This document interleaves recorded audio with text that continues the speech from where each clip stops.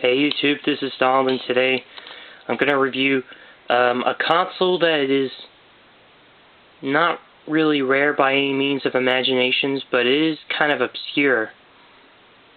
And it is considered the best Famicom consoles to own.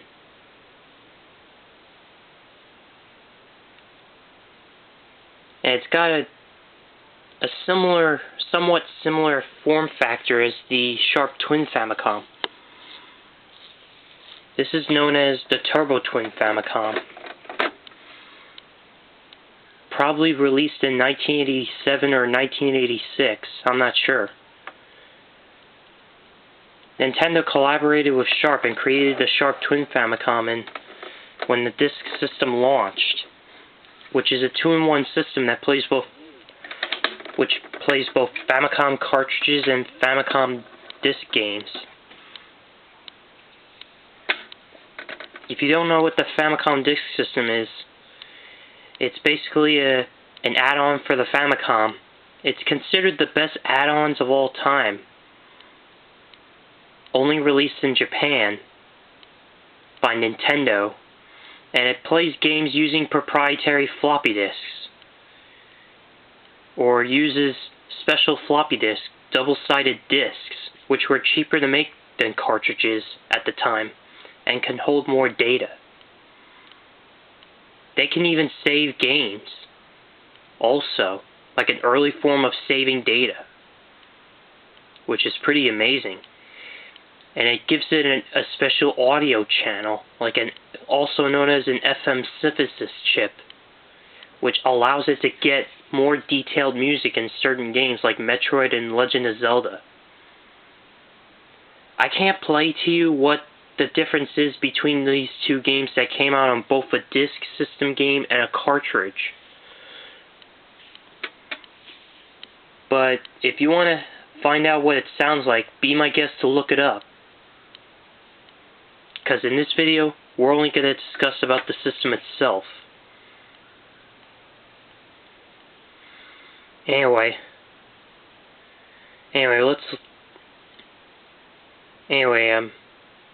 the yellow discs don't have plastic shutters. They come instead.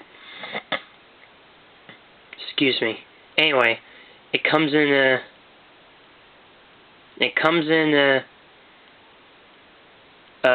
these yellow discs without the plastic. Although Nintendo opted to not use the disc protectors that are coming on 3.5-inch floppies. I don't have those yellow discs to show you, but I do have a blue disc that does have a plastic shutter. I'll show you what it looks like in just a moment. Instead, Nintendo puts the yellow discs in paper sleeves and clear hard plastic casing. Games that came on a blue disc like this did have the plastic shutter. I'll show you right now.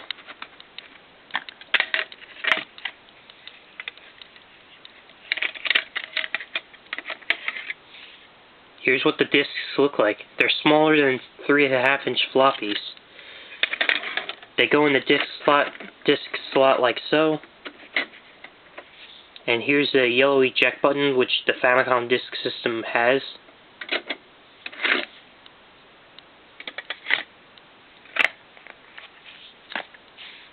Anyway, this game I have is called Family Computer Golf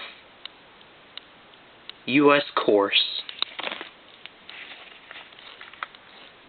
This game is also available on the Wii U or Wii Virtual Console. So anyway,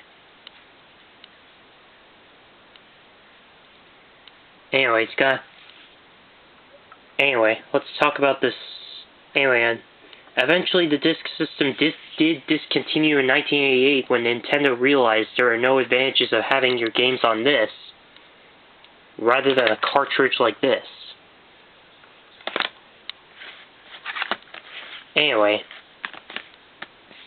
So eventually Nintendo admitted defeat and switched back to making cartridge-based games. They even took a few disc games like Legend of Zelda and converted them into cartridges, which doesn't have the enhanced audio, but rather was redesigned the sound to be in cartridge form.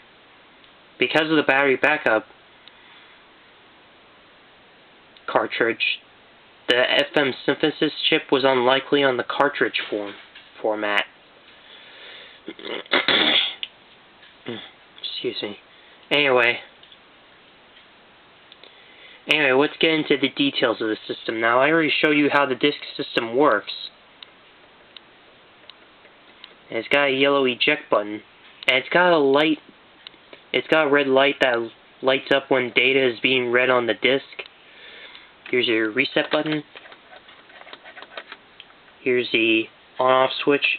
And it comes with something that most of the Famicom consoles lack, which is an LED light that lights up red when the system is turned on. This one is the only button that clicks. It's got an eject lever that ejects the cartridge.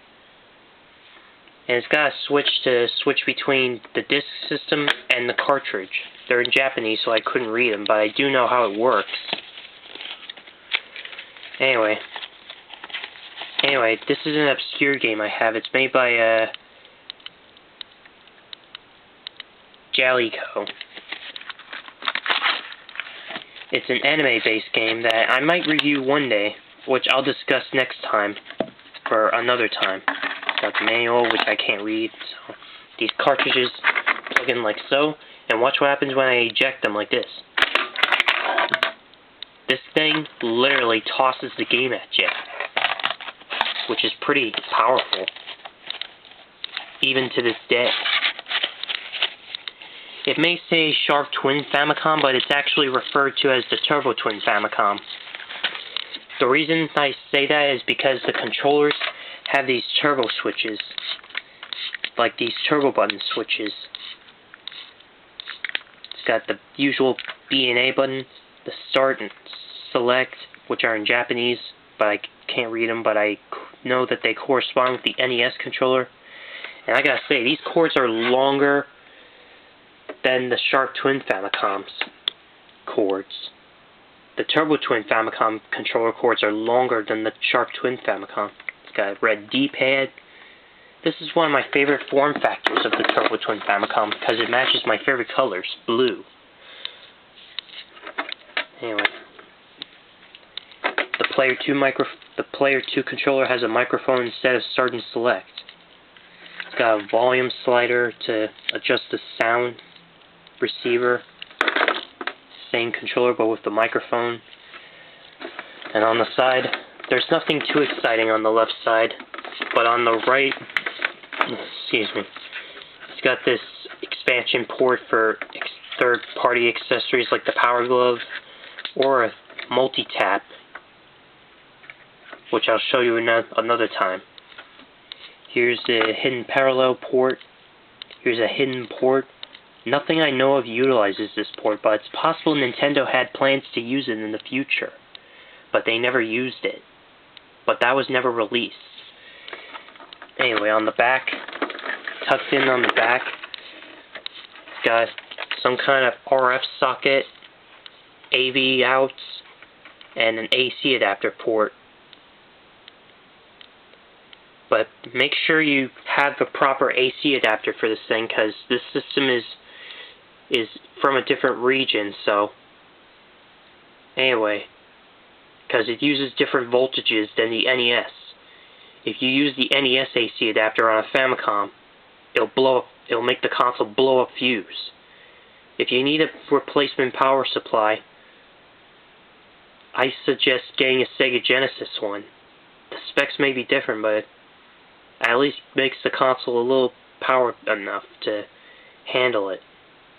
And under here, there's wires under here, another expansion port under there, wires. I don't want to mess with that thing. It's got the label underneath, like the specs. It's got some kind of heat mend under there It's got rubber feet to keep it from sliding around. Anyway, I do have a proper AC adapter for it. Finally, I have this thing for my birthday. So I got a huge Famicom thank you. If you're watching this, Dad, I would like to give you a huge Famicom thank you to my dad who bought this for my birthday. Thank you, Dad, if you're watching this. Anyway,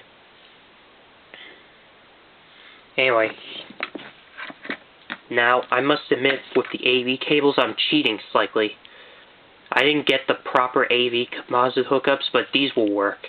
These are audio cables, but they'll work as AV outs also. And they're not really as long as I hoped. But anyway, let's look at the AC adapter, which is longer than the AV outs. It's got the same pin as the NES, but don't use this on the NES. Anyway, now I must admit, I am cheating slightly. This is a more smaller, lighter version of the original AC adapter. I think I heard some of them might have burned out. This, I shouldn't expect anything bad happening to it. And it's even got the same specs as the original AC adapter, which fits in perfectly for this system. So anyway,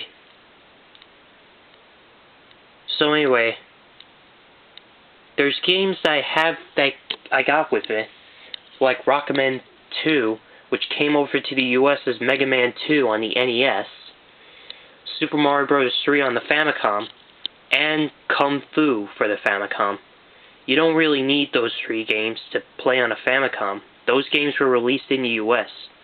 I'll show you, this game was never released in the US, so that's why I got this system, so that I can play this game, and this game. I'm not sure if this game was released in the US or not, but if it does, please let me know in the comments. So anyway, in conclusion,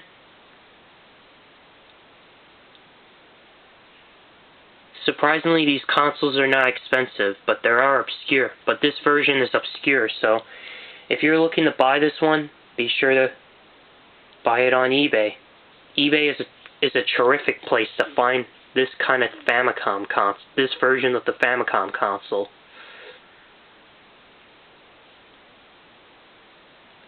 But if getting that console is totally out of the question, the Sharp Twin Famicom is available, or the original Famicom is available on eBay. However, they don't have these turbo switches, nor the LED light.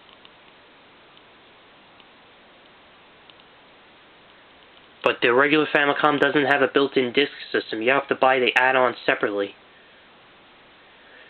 on eBay. But I'll be just fine with this one. Well, anyway.